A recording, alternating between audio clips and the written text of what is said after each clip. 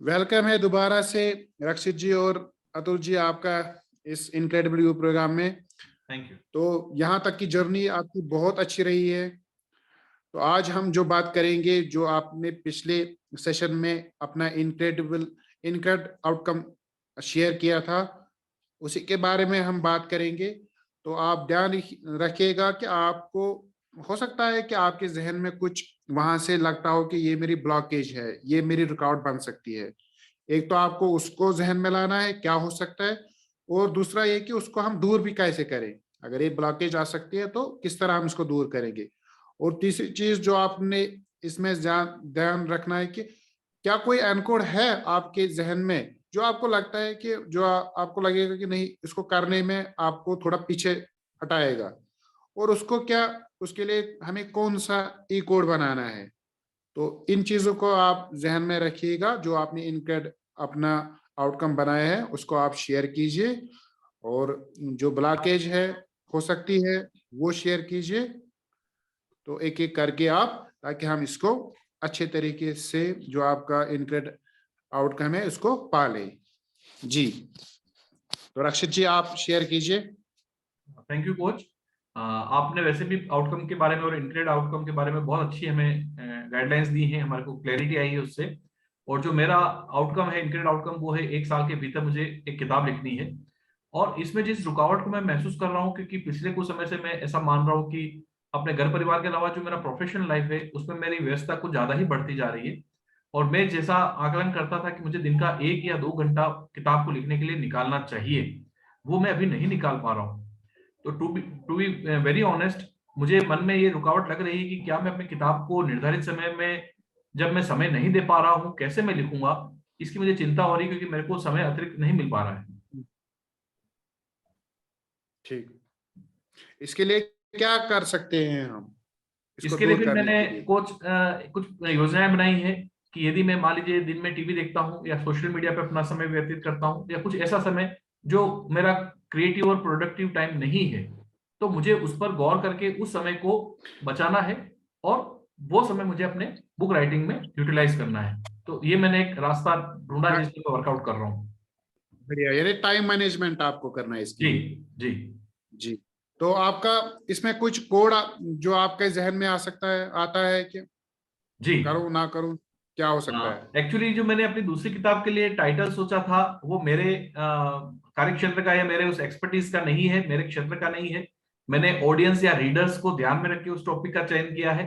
तो मन में एक एनकोड बार बार उभर के आ रहा है कि क्या मैं अच्छे से वो किताब उस रूप में लिख पाऊंगा कि रीडर्स को पसंद आए। मैं कंटेंट उसका कैसे लाऊंगा, ये मन में रह रह के मेरे एनकोड उभर के आ रहा है। हाँ, इसके लिए आपने कुछ ई कोड बनाया है या बनाना है। जी। एन कोड को ई कोड में कन्वर्ट करने के लिए तो मैंने एक तरह से तैयारी चालू की है कि इस सब्जेक्ट के जो भी एक्सपर्ट्स हैं मुझे उनको अप्रोच करना है। और मैंने अपने आप को इतना आश्वस्त किया है कि मैं उनको अप्रोच करूंगा, उस सब्जेक्ट एक्सपर्ट्स को, उनसे ओपिनियन लूंगा कि किस तरह से एक नया कंटेंट में तैयार कर सकता हूँ। और वो लोग भी जिनको मैंने अप्रोच किया है तो उनका रेस्पॉन्स अच्छा आ रहा है, तो उससे मैं थोड़ा सा प्रोत्साहित हूँ।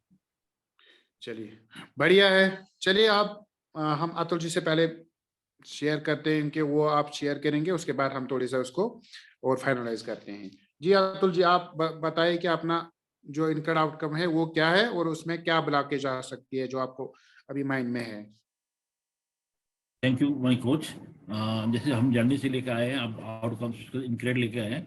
उस इनक्रेड करने के बाद मुझे जो लगता है जर्नी में कि जैसे आपने पूछा है कि मेरा आउटकम्स क्या, मेरा मेजर आउटकम्स है कोच इनक्रेडिबल। कोच इनक्रेडिबल के लिए मुझे थोड़ा सा ये लगता है कि जो रुकावटें आती हैं, तो अभी मैं इनिशियल स्टेज पर हूँ। क्या मेरा क्लाइंट उस लेवल का होगा, मतलब मेरे जो समझेगा, करेगा, लाइक करेगा, क्योंकि मेरे लिए बड़ा चैलेंज है एक। तो उसके लिए मैंने सोचा है इसको आउटकम्स को, उसको आउटकम्स में ये प्रॉब्लम को, रुकावट के लिए मैं अपने स्टेट को हाई रखूंगा। अभी स्टेट का पता नहीं चलता, पर तो स्टेट नहीं हाई रखूंगा तो पता चला जो चीजें हो रही है, जो कंट्रोल में भी है, वो बिना कंट्रोल में निकल जाएंगी। तो यह मेरा मेन चीज है। दूसरा, मेरे लिए कोर्स की बात कर रहे हैं आप, एंड कोर्स के लिए। और एंड कोर्स के लिए मेरे लिए बड़ी प्रॉब्लम है कि मैं किसी से पैसा नहीं मांग सकता। तो ये मेरे ब्लड में है, क्योंकि एक सेल्फलेस सर्विसेज के माइंड में लेकर काम किया था।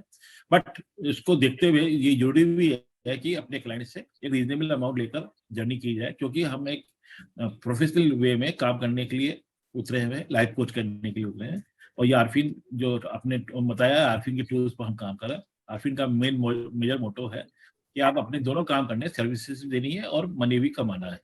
तो उस मनी कमाने के लिए मेरा एंड कोड है, पर इसको ई कोड में कन्वर्ट करने के लिए मैं डिस्कवरी प्रोग्राम्स को और डिफरेंट आप जैसे कोच के साथ में बात करके समझूंगा कब हमें ना करनी है, कब हमें हाँ करनी है और किस तरह से हमें कन्वर्ट करना है। Thank you coach. बढ़िया है। तो मैं आपको शॉर्ट में इसका एक लास्ट पे एक उदाहरण समझिए आप। जो हमने स्टेट्स पढ़े हैं उनके जो आपका गुड स्टेट है, मुझे लगता है जो आपका ये ई कोड है वहां भी मिल सकता है। ये जो बिल्कुल आपके बिल्कुल हिस्ट्री बिल्कुल और ठीक कह रहे हमने हो। जो हाँ, और हमने जो इसमें ब्लॉकेजेस जो देखी है हमने, ये अगर हम चाहेंगे अपने माइंड से, तो हम जो इसके लिए हमने सजेशन दी कि हम क्या कर सकते हैं, वो अगर आप लिख के रखेंगे तो मुझे लगता है कि आपका जो माइंड है, क्योंकि जब इसको लिखेंगे आप और वो आपस सामने रखेंगे तो वही चीज वो ज्यादा अंदर ले जाएगा और इसका रिजल्ट नेचुरली पॉजिटिव आ जाएगा। तो बढ़िया है, आपने बहुत अच्छे से किया है। तो हम आगे जाते हैं। आप दोनों अपने लिए क्लैप कीजिए, आप बढ़िया कर रहे हैं। तो हमारा ये इनक्रेड जो दोनों का है वो हो जाएगा। Thank you coach, thank you. आपके सजेशन को मैं नोट किया, मैं सारे सजेशन राइट डाउन करने जा रहा हूँ, जिससे कि आगे की ओके, जर्नी में आसानी होगी। Thank you. Thank you. Best of luck.